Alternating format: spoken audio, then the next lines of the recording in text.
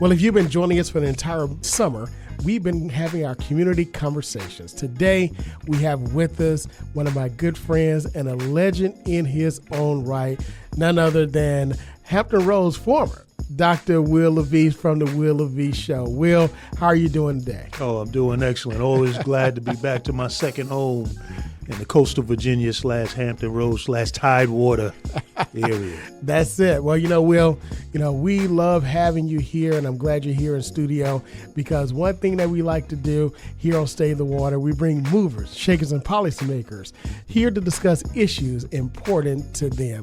Right. Now, before we continue, I can't go any further without thanking all those that support us as we broadcast every Sunday from the campus of the Norfolk State University, home of the Spartan Nation, from none other than WNSB Hot 91, the soul of VA. They've made us, Will, we were talking before the show about it's been 10 years, since I've been involved in radio. You've been involved much longer, but you're one of the voices, one of the guys, one of the mentors that, I looked at. I was so gracious that you had me on your show many times. And the people here have made us the top #1 talk show on Sunday for public access and to talk about public policy and law here in Hampton Roads. So listen, for those all that are listening to us, this guy right here that's sitting in front of me, he's one that you should thank for helping me to get to where I am, so that you enjoy this show. Man, you're all too kind, too kind. It's fantastic, the success that you've had, the station has had. And like I was saying, we were talking before, and I remember when you would come on my show and you were just like, man, don't put me in front of the mic on the lead. Just ask me good questions, But now, man, you switched to the other side and you real smooth with it, man. So I congratulate you with that, man. God is good, man. Absolutely. God is look. To God be all the glory, brother. One thing about it, Will, is that, in this area, in Hampton Roads, believe it or not, as diverse as we are in all that we do, the voices for African Americans, especially African American males, are very small and few in between. Right. And also African American females, because you and I just appeared just this last week, Thursday, yes, on our sister show. Yes. Barbara Ham-Lee, Another View. Yes. One of my favorite people in all the world, especially here in Hampton Roads. Oh, man, look, love Barbara to death. And also our sister Lisa Golly, who is yes. Emmy Award-winning producer. I told her she's going to have to dust off another shelf. Yes, absolutely. Yeah. But who's also an NSU alum, So, again, the Spartans are doing it across the board. But here in Hampton Roads, we're fortunate. I mean, we've got April Woodard, who's, of course, father was president here for many, many, many years, President Wilson. And we got Barbara Ham-Lee. And, outside of our reporters and anchors from news, when you think about it, those really are the two only African-American females that we hear, really, voices on television or radio. But then also when we talk about radio, you were the only one at the Will Laviest Show. And then I came along with the Clavero Report and now State of Water. But when you look at this region and the voices that African Americans have, especially when we talk about journalism, and your career is rich in journalism, it's very important to have representation. So, I honor you for all that you've done and for the trail that you have blazed, right? Not just in Hampton Roads, but across the board. Appreciate it. And I think also in Hampton Roads, I remember we had Cheryl that was. Yes, Cheryl was here for a while. Okay. And now she's back in Petersburg now. Yeah, absolutely. Yeah, she was doing good work as well. Absolutely. So, yeah, I mean, it's been a while. I'm a little surprised, I'm a little down to hear that we got so few voices, but I know the landscape has changed a lot, and I know that has a lot to do with it as well. But I'm just elated of what you all continue to do here at Hot 91, for sure. Absolutely. Maynard Scales, who's general manager here, and he appears as a regular commentator on the Clavero Report, which will air at 12:30 today, every Sunday. He's done a masterful job with, of course, all of the different shows and mixing things up, including students, the Hot Press and the morning show and things of that nature, with DJB, and you got Heart Attack that's here, and Tony Jones, who's been in the business for years, who's the godmother of a lot of things that are happening here in radio. So WNSB is really holding up the torch when you think about it. And they're holding it up at what I call not just Sparta, but the golden age of the Norfolk State University. Yeah, because you have a lot that's going well in your favor right now. So the iron is hot, and you all need to strike, and it looks like that's exactly what you're doing. Hey, man, I appreciate it. And once again, I know it's Sunday, but listen, 7 days a week, 25/8, to God be the glory for all He has done. Amen. Amen. So, today I want to talk about, in this community conversation, in your career in journalism as an African-American male, born of the night, really born of the early 60s, late 70s. Yeah, late 70s, and then being raised in the 80s and 90s, the era, what we call hip-hop. The hip-hop era, right? Absolutely. Yep. And then coming of age, and now we're here in 2025, and what we got in Washington. When we talk about African-Americans in journalism, African-American journalists, have always faced significant challenges, obstacles, safety concerns, censorship, economic hardships, trying to make it, still while playing a vital role in holding power accountable and promoting diverse perspectives across the board.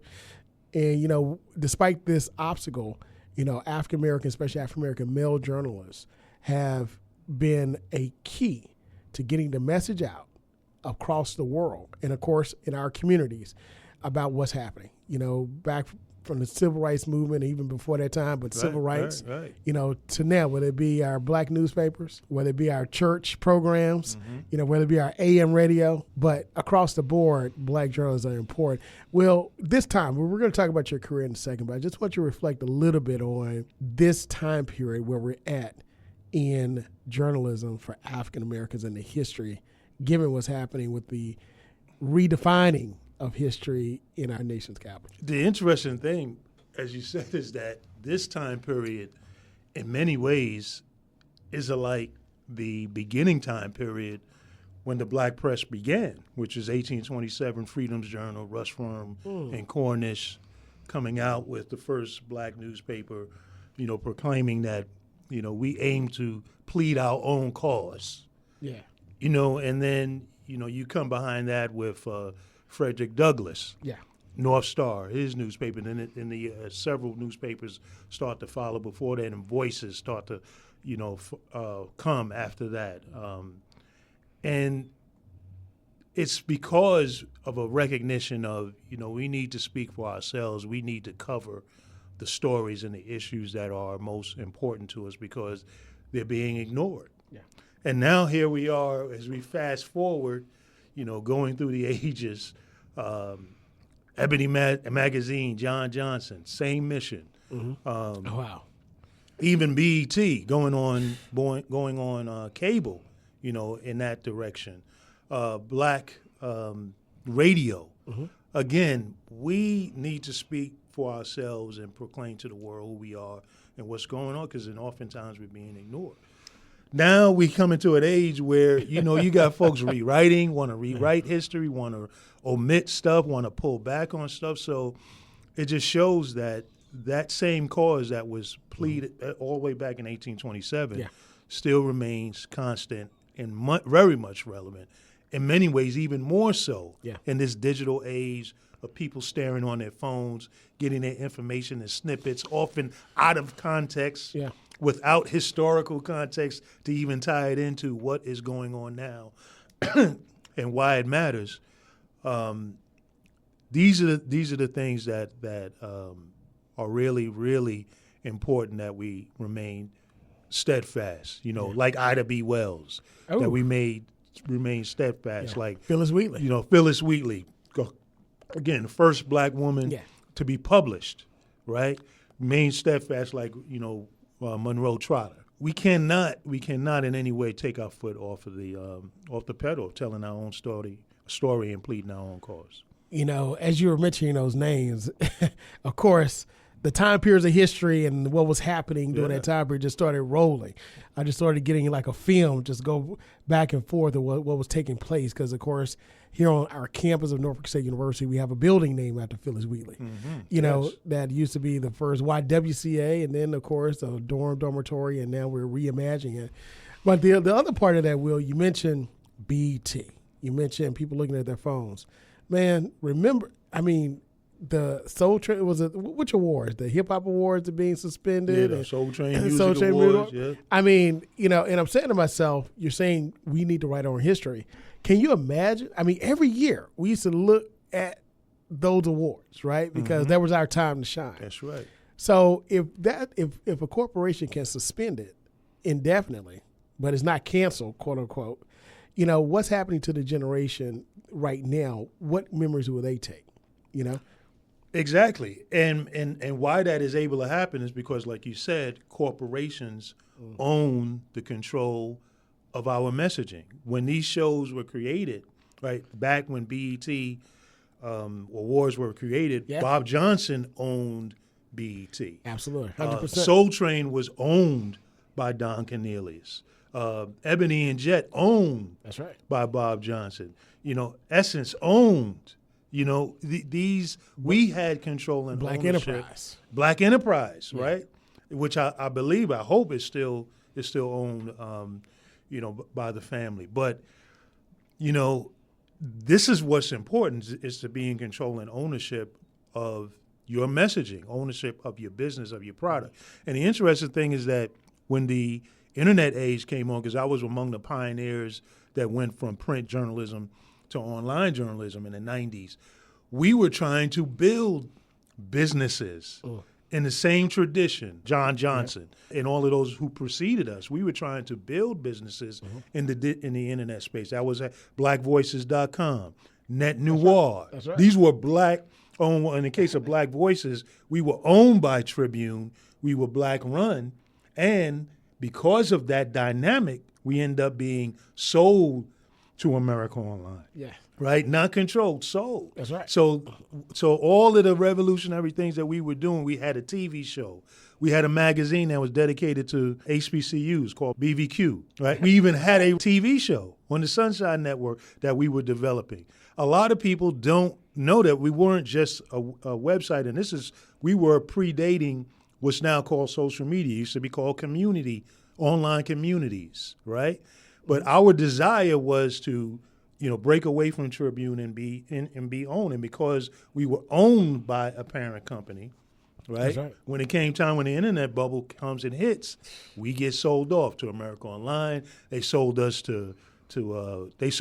America Online sold it to someone else, and now Black Voices is now Huffington Post Black Voices, and it's basically just a page with articles on it. But we were actually trying to build a business, a multimedia business, and had multimedia products. So it's important to be in ownership. And if you can't own, I think it's very important to be a stockholder. That's right. in these businesses. And so that's another thing that I'd say we absolutely have to get much more involved in, is become a stockholder in Paramount. That's right. And all of these different companies that are controlling our messaging. Absolutely. And look, while you were talking, I looked up Black Enterprise, of course, Earl Graves, founder, is still owned by the Graves family. So. Absolutely. Great. Fantastic. So again, black ownership makes a difference. I remember when I started being interested in business, Black Enterprise was the magazine that I was drawn to. Yes. Of course, and then of course you expand from there. But I'm just saying, I saw people that look like you and I will, that were making multi-million-dollar moves and establishing themselves in our great country and the world. So, like you said, representation matters, ownership matters, and telling your story, absolutely, the way it should be told, also matters. Aim to plead our own cause. Yep. It's Stay the Water. I'm your host, Eric Claville, and you're joining us for our Community Conversation series. Today we have with us in studio my good friend. I'm excited to have him here, none other than Hampton Roads' favorite son in media and journalism, award-winning journalist, Dr. Will Laviest. Today we're talking about his journey in media as a journalist and his coverage as an African-American journalist across the entire country, the South, the West, the East, and where he is now working with the African-American experience in the church. Will, how did you get involved in journalism? Well, it's ironic. It was not a straight line at all. It has a lot of ironies. And actually growing up in Brooklyn, New York, like I said, in the late 70s, 80s, my parents were avid readers. And so they read the New York Post, their main paper was the New York Daily News, but the Post would show up sometimes. And they were avid readers, so I was being exposed in that way. I didn't even know it. I didn't even realize it at the time. My heroes on media, Frankie Crocker, WBLS, right? Radio DJ, well known. In terms of the print space, Wilbur Tatum. There's a tie-in with Wilbur Tatum. I'll tell you in a second. Wilbur Tatum. Earl Caldwell. It's a tie-in with Earl Caldwell. Bill McRary was on television. He was a absolute hero. And Gil Noble, who I modeled a lot of my interviewing skills is from Gil Noble watching. But even coming up, I wasn't thinking about I want to go into journalism. Well, I ended up at the Lincoln University of Pennsylvania, the oldest continuous HBCU and first degree granting. Absolutely. HBCU, founded 1854, right? And I'm in a class that was basically the class that put together the student newspaper. And I kind of took it because I needed another class and fill it out, right? And I'm sitting in the class, and the professor the class is run by Dr. Joanne Gavin. And she always laughs when I tell this story because I wrote about it in one of my books, Fired Up. And I'm looking at her, and Dr. Gavin is fine, it's pretty. I'm looking at her in the class. This is, you got to think, this is my 19-year-old self. And I'm looking at her, and she looked at me, I guess this went on for a couple of weeks of the class. She looks at me, she just shakes her head and said, I'm going to make you the editor of the paper because the class, everybody had to be the guest editor. So she said, I'm going to make you the first editor. Right? And I'm like, well, whatever you say. Right. So what happened was now I got to look around because one of the things the guest editor did is, help construct the whole paper, but also, you had to write a guest column. And I'm looking around for ideas of what to write about. And one of the things that happened is on the campus at that time, they were doing something they called slave auctions. Now, you would not believe this makes no sense that on the HBCU. Wait a minute. Yes. Did I hear you right? Yes, you heard me right. And what it was essentially, it was like a cross between a fashion show and bidding. The idea, they did it for fundraising, that you sashay down the runway and you bid on a guy or girl that you liked, that they would come to your room, work in your room for a week. But it was really there's somebody that you liked. So if it was your boyfriend or your girlfriend up there, you was bidding on them so they wouldn't get, and there was somebody else. And I understood it was a fundraiser and so forth. You understand it in that context. Right. There's nobody walking around in chains and that kind of thing. Okay. But it dawned on me, man, the like you said, the nonsensical thought of this being an HBCU founded while slavery was still the law of the land. This is 1854. And we were founded as a college, not as a trade school learning how to farm or learning how to do skills, but it was modeled as a college after Princeton. So the statement was, no, black people can learn the classics, liberal arts education, the classics, astronomy, the sciences, religion, on the same intellectual par as whites. That was the statement that was being made with that school. And it dawned on me because, that this is not something that we ought to be doing. Can you imagine a Jewish school and they having let everyone get thrown into the oven and see if they can survive? Or at a Native American school, let's have cowboys and Indians and see who wins. And I decided to write about it. And I wrote about it in such a way that I also, made myself culpable of being there and participating as in the audience of this. And when it got published, it eventually caused such a stir on campus that first people thought that a faculty person wrote it and they were just, throwing shade at students. But then people found out it was actually written by a student because, I'm a freshman. I wasn't that well known. Right. And eventually they stopped.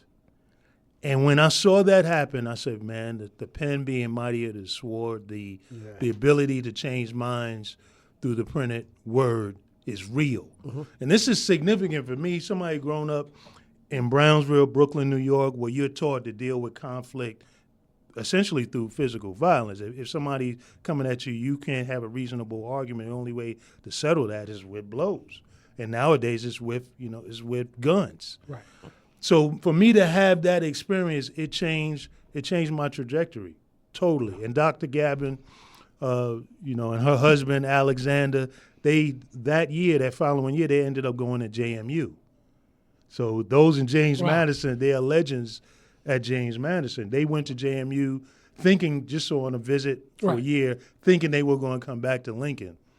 And the JMU folk would not allow them to come back to Lincoln. Alexander Gabin is one of your frat brothers. He's a Nupe. Yeah. Legendary Nupe at Mu's campus. I mean, at Mu is a chapter from Lincoln, but at Lincoln's campus, Epsilon is your chapter. And they didn't come back. That's right. And I had the pleasure of several years later, being able to gift them they were among faculty that were awarded, and African Americans in the community that were awarded, that had buildings on JMU's campus renamed in their honor. And the Alumni Association of Lincoln, we put together a portrait of them as in their younger selves on Lincoln's campus, and was able to gift that to them. Wow. Because they're still remembered today, and they're legendary there. So that brief moment, that brief encounter, changed the trajectory of my career in life, turned into a 20-plus year journalism career. Wow. The power, I say it all the time, the power of education cannot be understated, nor underestimated.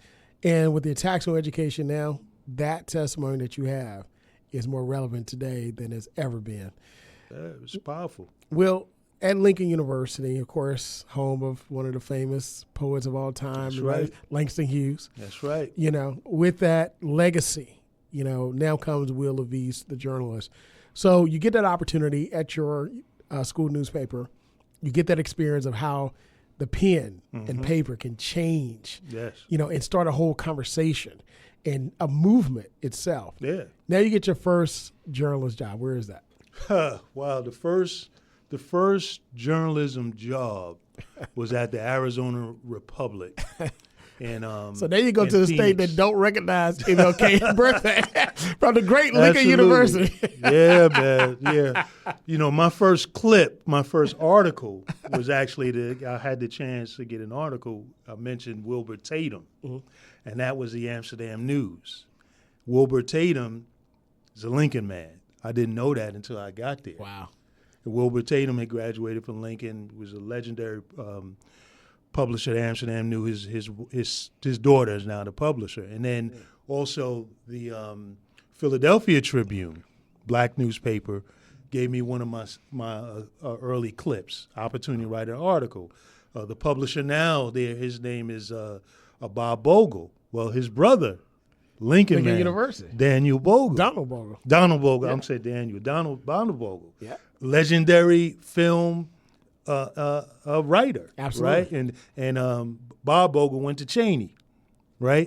So I go to University of Arizona at the urging of actually Wilbur Tatum, because he said at that time, the economy was bad. He didn't have, after I graduated from Lincoln, he said, I don't really have a position for you, man, but, go to grad school, and I was actually working at that time. I was actually working for New York Telephone, which is now Verizon, and I was actually making good money, but I had the journalism bug. So he said, get a chance to go to grad school and when something becomes available, it can happen. I ended up going to University of Arizona.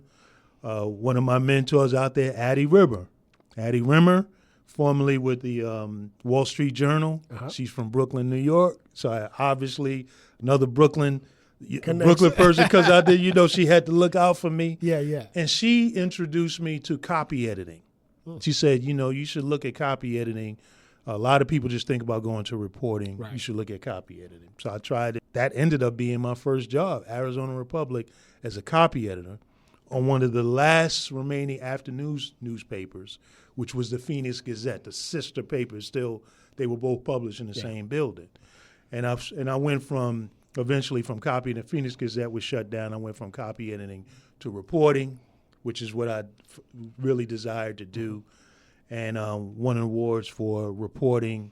And then when the internet started becoming in vogue in terms of online journalism, I moved over to Arizona Central, which is the publication, the online publication. So I was on that first team that launched Arizona Central, and so that just set me on that digital path. So, Will, I want you to talk about the other places that you've been to, but just mention it. But I want you to talk about the most impactful story that you ever covered as a journalist. So you went from Arizona to where? I went from Arizona to the Tribune Company with BlackVoices.com, and then I went from Tribune and Black Voices, as I said, got sold, and I ended up here in Hampton Roads as a columnist for the Daily Press, the first Black news Metro columnist for the Daily Press, and that's when I affectionately became known as Will the Beast, because you say my name fast enough, it sounds like Will the Beast. Yeah.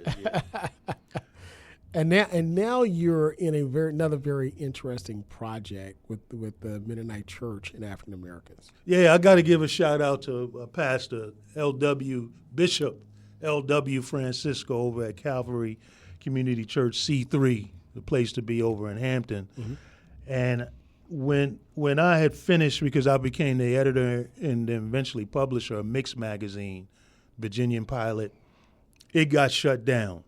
And at that point, I always knew I wanted to work on my doctorate. So I began working on my doctorate at Old Dominion University over in Norfolk, right here. And Bishop Francisco said, look, there's this opportunity over at Mennonite Mission Network because C3 is associated with the Mennonite Church. Yeah. And that's where I was attending.